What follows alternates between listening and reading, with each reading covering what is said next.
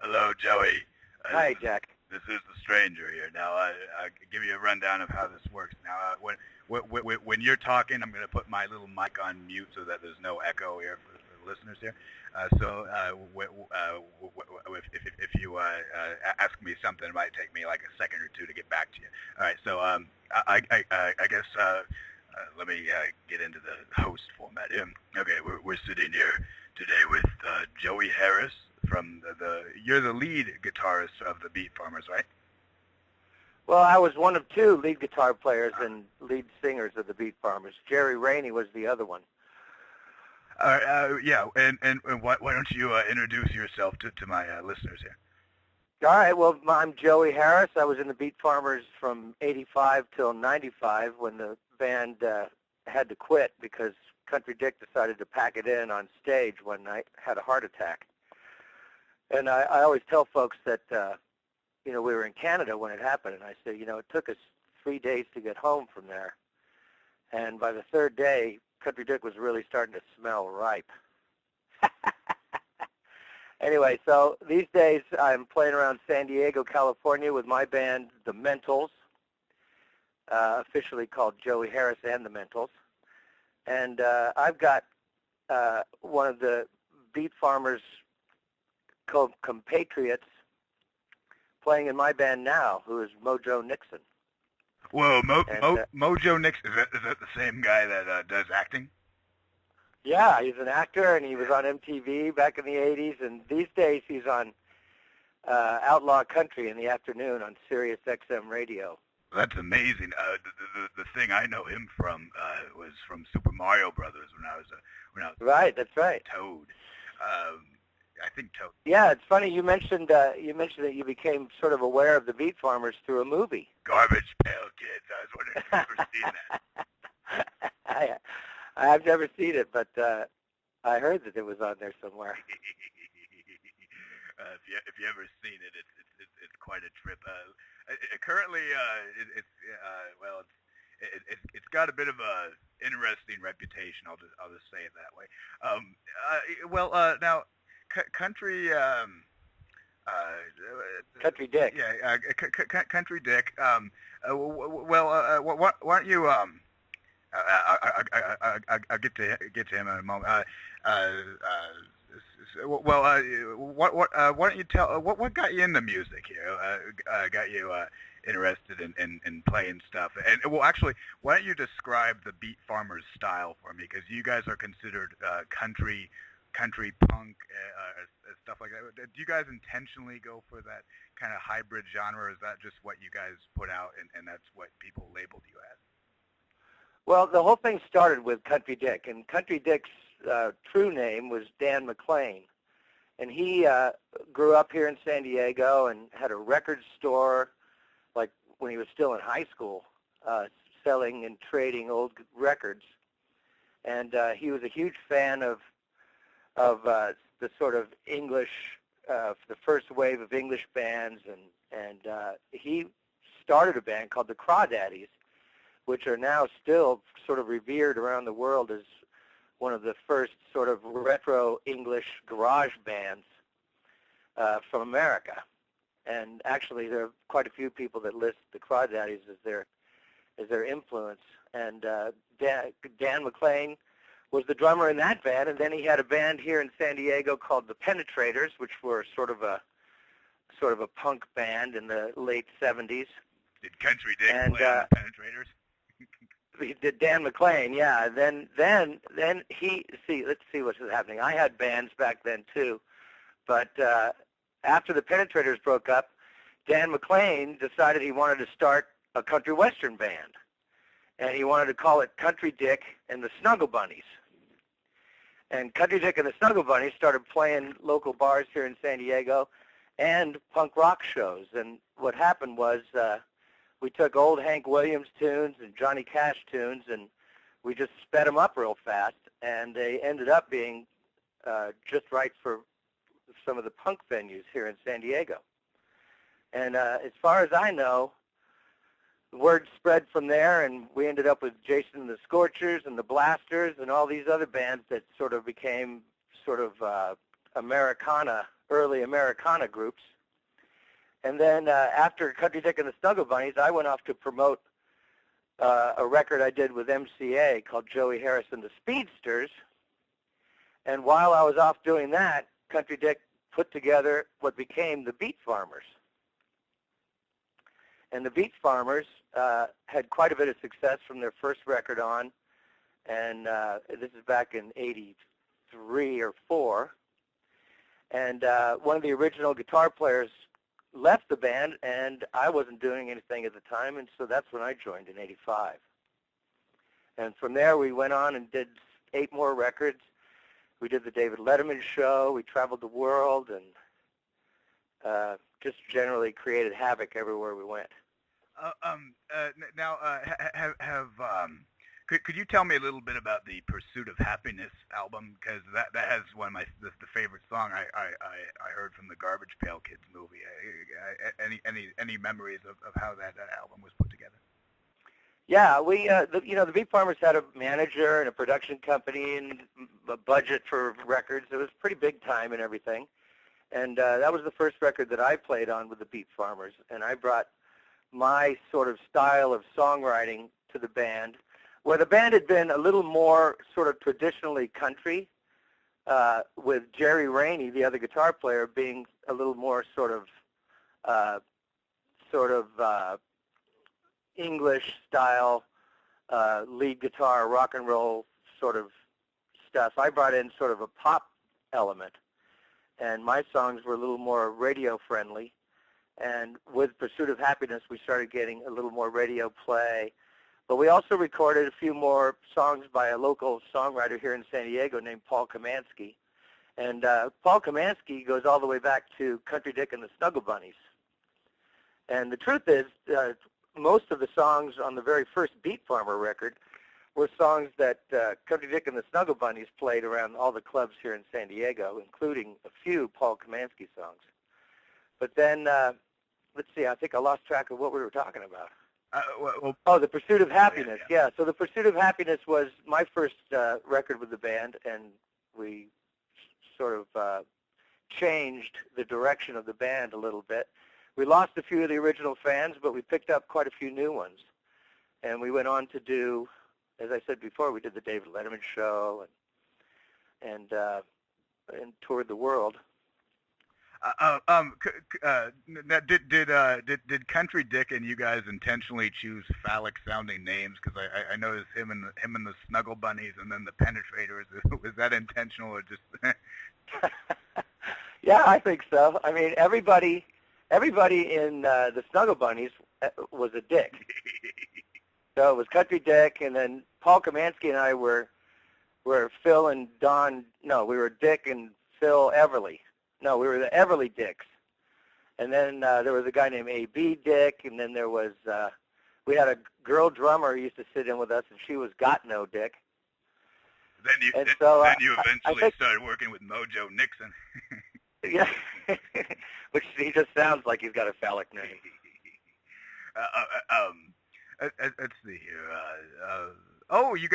You guys had one on Major League Back to the Minors, according. The Major League movie. You like that one? You ever see that one? Yeah, the movie was great. The song is way in the background in about a 10-second cut of the record, but of the movie. Do you guys get any royalties off of those movies? Yeah, I do. I still get royalties from. I had some songs in a movie called The Joy of Sex, which was a great name for the movie because people rented it like crazy back in the 80s. That's that one that got Belushi pissed off just before he died. Did you hear that story? Yeah, it was supposed to have been a National Lampoon movie, but they had to take that. I think they had to take the National Lampoon label off the artwork, but like I say, just the title got it a lot of rentals, and I got a lot of royalty checks out of it. Yeah. And then, so every now and then, like when Major League is on HBO, it goes out to 20 million homes, and you get a little royalty check. Now, have you continued in the in the music business consistently, or has there ever been a lowly periods for you? Because I'm just kind of looking for you guys right now, and when I first started searching around for you guys were a little more obscure. Now I'm searching around, I'm seeing more stuff out there. So was there ever a bit of a lulling period, or what, or have you guys kept busy over the years? Well, the thing is, I think everything has changed quite a bit since then. The record business has changed so much, and the way bands tour these days has changed, and the way bands market themselves these days has changed everything quite a lot. But at the end of our reign with the Beat Farmers, I started noticing that club owners were saying, well, we're paying you guys $5,000, but there's a band coming in that's got a lot of buzz, and the show's sold out tomorrow, and we're only paying them $1,500. And so we started sort of seeing that happening, and groups were traveling around the country in their dad's station wagons. And sure enough, as time has passed, it's been quite a long time since '95 when the Beat Farmers played. But since then, you can see everybody and his brothers in a band or was in a band, or and everybody is creating their own music out of their living rooms these days. And here in San Diego, there are a few less music venues to play, but they would rather not pay the bands anything, because there are bands who will come in and play for free. That's kind of the tale for nearly everyone in the entertainment business. With I think that's the story. That's the story all over the place. With modern technology, nearly anybody can put things together. Do you think that's good or bad? Because in some ways it kind of gives certain people opportunities. On the other hand, it also floods the market with maybe some lesser talented and lesser dedicated people. So what do you think on that? Well, yeah, I think only a small handful of people used to get promoted by the big money people, the big labels, which was a drag. But then I think also that the flood of mediocre music that's out there makes it harder to find good stuff. But then again, just on a local, regional level, if you become popular with fans, you can pretty much be happy with that. I mean, I am. I'd rather not be out on the road anymore at 56 years old, especially if they're only going to pay me $500 a night. I'm 23, by the way, and you sound younger than I do. Well, yeah, you do sound a little grizzled. Why don't you give me a rundown of what the band was like? Person to person. Yourself and the others, just personality-wise, anything that comes to mind, especially since you've had a few guys passing on there. Yeah, well, Country Dick was our fearless leader, and he was in San Diego. He was just an organizer. He would walk into a bar that had a stage in the corner but hadn't had acts in ever, and he'd walk in there and make a deal with the owner, and the next thing you know, it was the hottest club in town. And he used to bring in all of his friends' bands, and he'd always have it booked. And he always was organizing something. So he was sort of the leader of the Beat Farmers. He really was. And he was also a large, tall, big, funny, with a really low bass voice. Really talented singer and songwriter, and he was a great drummer. And during a Beat Farmer set, we'd start out with the electric guitar songs, and then after 4 or 5 songs, Country Dick would come out and go into the audience and sit down with the audience and lead them through some sing-alongs. And every night I would see these people who had driven hundreds of miles just to hang out with Country Dick in the middle of the set like that. He was quite a charming fella. And he was sort of the band was a great band. Jerry Rainey is a monster guitar player, great songwriter. I'm pretty damn good. Raleigh, the bass player, was a wonderful sort of punk rock and roll bass player. And we were a great band right off the start, but the other element of Country Dick made it really a special show. And traveling with those guys was like traveling in a barrel of monkeys. Who were your favorite bands growing up and stuff? Oh, I started out pretty young. I had influences with folk music and the Beatles, of course, but then Jimi Hendrix really caught my ear and really got me into the guitar a lot more. And did you ever hear "You Look Over Yonder"? That's my favorite song of his nowadays. Sure, I had all the records. I think there's a bit of an oversaturation there. They play Purple Haze and that other song all the time whenever they make like a Vietnam movies, and so it never quite feels the same as it used to. But he's just an excellent guy. Left-handed, improvised with instruments, and anyway, let's see. You got the new music out there, which I really loved. Brother of the Wine, excellent. Yeah, Brother of the Grape. Brother of the Grape, yeah. Yeah, that song was inspired by a live recording of Charles Bukowski. I don't know if you know who Charles Bukowski is. Who is he? He was a poet who died back in the 90s at 73 or 4 years old. But he started out as a mail carrier, and he always wanted to be a writer. So back in the 40s, he started writing, and he used to send his poems to legitimate publications who always turned him down. So he decided to start sending his poems to porno magazines and porno books. And sure enough, they started picking up his poetry. And he was a wonderful poet. A lot of his stories that he tells sound biographical, but they, more than not, are the story of a night of heavy drinking, and there's usually a fist fight involved, and somebody ends up fucking. And so me and Country Dick were huge fans of Charles Bukowski, and we had a live recording of Bukowski, who had an interesting delivery. He sounded a little bit like Paul Lynde, who was a character actor from the 60s and 70s. Guy from Bewitched and Hollywood Squares. Yes, and and so here's this big, ugly, drunk fella reading these poems in this kind of high-pitched, lilting voice. Hello. And it's just hysterical. It's hysterically funny. Yeah.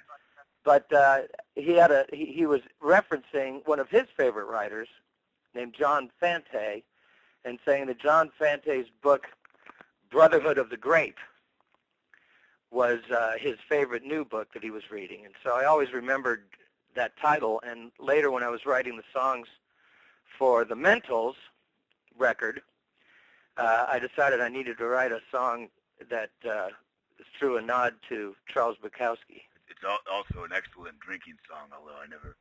Yeah, it's all about all the different kinds of wine you can drink. Well, now I hear that you no longer drink, and I no longer drink either. I never really got started drinking. I only drank about once, and then I never liked the taste of it, and I'm a bit of a health nut too. So yeah. Well, there you go. All right. Hey, well, let me tell you my job used to be just a drunk, but since then I can definitely reflect on my happy years as a drinker and comment on them in songs. I gotta say the only negative influence I ever got out of musicians is through their personal lives. You know what I mean? Because I really like entertainment to a substantial degree, but when I was a kid, it was not so much listening to someone as much as it was sort of fantasizing about living like a rock and roller. Well, you got any memories of living like a rock and roller? Well, it's the thing about being on the road is, you don't really have to know or do anything except get on that stage and play for an hour and a half every night. And so you're kind of living in a cocoon, and you tend to come up with some pretty fancy ways to entertain yourself. But another thing is, when that's all over, I decided that I really needed to try and keep the party going, and that's when the rock star thing turned into sort of like I was living on the streets and just drunk all the time, and not any good to anybody, including myself. Yeah. But luckily, I'm married to a great woman who stuck with me and helped me climb out of that hole, and now I'm living a pretty happy life, just playing around here in San Diego. And I find that not drinking, I can do anything I want to anytime now. It opens up a lot more time and a lot more finances, a little more sharpness too. Hey, what? Yeah, I'm into limericks. I made an interesting limerick the other day. Let me read it to you here. If I controlled immigration, I would not waver 1 ounce. I'd let in hookers of every persuasion with ladies with names I cannot pronounce. I'd have them on all fours, and on their round things I'd pounce. I'd number them 1 and 2, and I'd always make time for recounts. I'll wake 'em alive when I make my remount. I'll pay them half price because they won't know the amount. They'll brutalize the stranger when they finally learn the truth. They'll mutilate my genitals and yank out my tooth. They can do what they want, but I still won't go away. I'll happily be a dickless, toothless bastard in America on any day. That's my little bit. That's terrific. Now, have you researched the Beat Farmers a little bit on YouTube? Oh, yeah. Like I said, I had limited information. I had the Wikipedia page and some of the YouTube. Well, listen, go find the Beat Farmers on YouTube and find especially some Country Dick songs. And there are quite a few where he's out talking to the audience, and I think you'll hear a parallel between your limerick and the way you just delivered it, and the way Country Dick used to deliver his material. It's a bit kind of like a soldier poem. I hang out with a lot of that. That's right on, man. By the way, how long do you have for me today? I don't want to keep you too long. I need to get off pretty soon to go pick the boy up at school. Okay. I'm going to try to think up 2 good questions I can have for you. What is the zaniest moment you've ever had on the road and living in a band? Jeez. Well, one time we were playing a nightclub in Minneapolis, and there was unbeknownst to me, there was about a 10-inch square hole in the stage off to the stage left. And I was walking back and forth between my amplifier and my microphone, and I walked over to the curtain at the side of the stage, and one leg went right down into the hole. And I landed on my balls with the other leg sticking straight out onto the stage. And I saved my guitar by raising it up in the air, but I was stuck in this hole until my roadie spotted me and then sort of shaking his head like, dumbass Joey's causing trouble again. He ran over to my side of the stage and pulled me out of the hole. And I think I remember finishing that song pretty well, except the pain in my nutsack was pretty rough. Hey, are roadies very well treated in the business? Because sometimes I see some bands like, well, maybe not bands, but I see kind of media people making fun of them and treating them lousy. What do you think of roadies? I mean, are they the guys that make your stuff work every night, and so forth? That's right. Well, there's a comic image of roadies as guys that aren't smart enough to be playing instruments or something. But the truth is, your life is in their hands. And so you find out, who the real numbskulls are, and you don't bring them back out on the road. So we ended up with a real strong duo that managed to get us through, the 10 years I was with the band. And we did a lot of traveling. And the fact that anyone came out of this thing, well, Country Dick died. But the fact that any of the rest of us came out of this thing without a major car accident or getting shot by a mad boyfriend or something like that is a miracle to me. Now you guys, the place that Country Dick died at, it was the Long Branch Saloon. Is that part of a chain of saloons, or is that the same? I don't think so. But it happened to be a ski resort outside of Vancouver. We were just about to start our Canadian tour, and the fellow that promoted the shows up there was a big fan, and we used to always go up there to play. And then, right before we went down to Vancouver to play the really big show to kick off the tour. And that's what happened in this case. We were up in Whistler that night, and Country Dick had an aortic aneurysm, and so his blood vessel just opened up, and he bled out right on stage. I mean, internal bleeding, and he was dead apparently in just a few seconds, really. But that was pretty shocking, and it sounds a little trivial that he died at a ski resort, since he never went skiing a day in his life. In a way, I'm kind of envious of him. You know, that's the way to go out playing your music. He definitely died with his boots on. Going out with my boots on. That's a new song. Okay. That's right. Last question or comment. I found it interesting that you were at the Long Branch Saloon, because I'm doing a book on a fellow who had a radio show, and his sponsor was always the Long Branch Saloon, but I think his is over in America somewhere. His name's Michael Porter. He was a wrestling roadie, sometimes guest announcer. So, anyway, yeah, I guess I gotta let you go now. You kind of caught me by surprise, so I didn't have too much preparation for this interview, but it was fantastic talking to you. Hey, is your email set up to handle like photo attachments and stuff? Because I'd love to send you something. Sure, yeah. You can send Joey at joeyharris.com. I got some drawings and stuff. I do art and stuff. I think I'd like to send you sometime. Well, right on. Let's stay in touch. We'll stay in touch. Yeah. Thank you very much, and God bless, man. Take it easy, stranger.